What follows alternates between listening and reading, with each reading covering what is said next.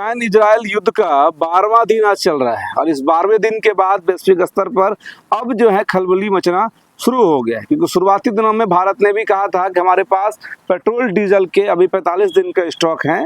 इस कारण से पेट्रोल डीजल के दाम फिलहाल नहीं बढ़ेंगे। कल के डेट की अगर बात करें तो वैश्विक स्तर पर जो क्रूड ऑयल का प्राइस है वो 100 से लेकर $190 प्रति बैरल पहुंच गया था। लेकिन चलिए, हमारे सरकार का कॉन्ट्रैक्ट है कंपनियों के साथ कि जब तक कि तेल का प्राइस कच्चा तेल का $130 प्रति बैरल नहीं हो जाता है तब तक कंपनियां दाम फिलहाल नहीं बढ़ाएगी, क्योंकि युद्ध का असर डायरेक्टली हम पर ना पड़े इसका भी ख्याल भारत सरकार रखेगी। लेकिन जो स्थितियां हम आपको आज बता रहे हैं वो है एलपीजी को लेकर, घरेलू सिलेंडर को लेकर और साथ साथ कमर्शियल सिलेंडर को लेकर, क्योंकि घरेलू सिलेंडर और कमर्शियल सिलेंडर दोनों सिलेंडर का स्थानीय जो भी यहाँ पर व्यापारी हैं उन्होंने आउट ऑफ स्टॉक कर दिया है। उनके पास स्टॉक है शायद, लेकिन जानबूझ के कि उनको पता है कि रेट बढ़ेगा और इस रेट बढ़ने का फायदा वो लोग उठाएंगे। इस कारण से जो है उन सिलेंडरों को स्टॉक करके ब्लैक में उसी सिलेंडर को जो 900 का मिलता था आज वो सिलेंडर 1200, 1300, 1400,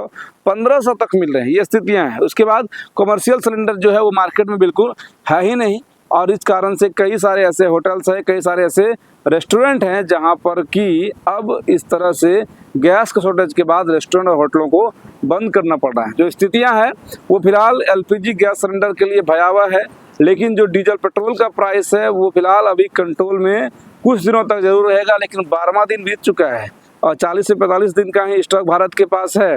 लेकिन यहाँ पर राहत भरी एक सबसे बड़ी बात क्या है कि पहली बात ये है, जो पहले लोग जानते थे कि भारत तेल ईरान से ही खरीदता है, लेकिन ये कहानी 2018-19 तक की ही थी, क्योंकि 2018-19 तक में भारत 60% तेल अपने यहाँ का सिर्फ और सिर्फ ईरान से खरीदता था।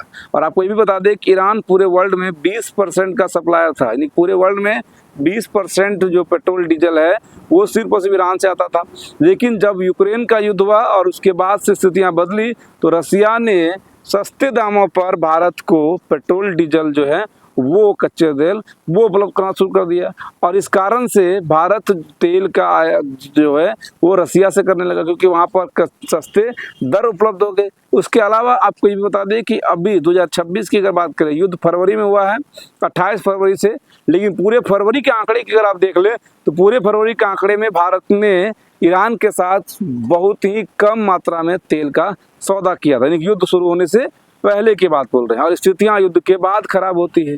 अब उसके आगे चलते हैं तो भारत करता क्या है, तो भारत दरअसल सबसे ज़्यादा तेल रसिया से खरीदता है, उसके बाद सऊदी अरब से खरीदता है, कुवैत से खरीदता है। तो यहाँ से भारत के तेल आते हैं और यहाँ पर ईरान के युद्ध का कोई असर नहीं है। अब चलिए उसके बाद फिर क्या है, जो सबसे ज़्यादा एलपीजी का मारामारी हो रहा है। दरअसल एलपीजी जो है वो इसी रास्ते यहाँ से जल डमरू मध्य जो है वहाँ से आते हैं और उस समुद्री मार्ग के रास्ते को ईरान ने प्रतिबंध लगा दिया है, क्योंकि समुद्र के रास्ते अब कोई भी जहाज कोई भी पोर्ट नहीं आ सकता है, बमबारी गोलीबारी हो सकती है। इस कारण से एलपीजी सिलेंडर का भी शॉर्टेज जो है, एलपीजी गैस का शॉर्टेज जो है वो भारत में काफ़ी तेज़ी से हो गया है और इस कारण से जो मुनाफाखोरी है, जो व्यापारी हैं वो स्टॉक के नाम पर अब लोगों को ऐंठ रहे हैं। पैसा जो है 900 के बदले 1200, 1500 रुपया लिया जा रहा है।